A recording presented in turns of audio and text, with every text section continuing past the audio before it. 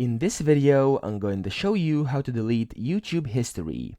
So the first thing you can do is once you open up YouTube, you can delete individual search phrases. So you can press to the search bar, and as you can see, I have 3 different searches up here. You can remove these by simply pressing remove, and then remove and remove again.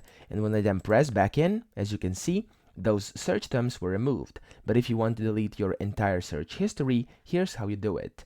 You want to go to Google, and the easiest way to do it is to type in delete YouTube history, and then go to the first website from the Google support, which is view or delete your YouTube search history. And then over here, it says you can find your YouTube search history from the My Activity page. You want to click on it, and then in here, as you can see, is your search history. What you want to do is then press delete over here, and then you want to press delete all time, and then you want to press delete yet again.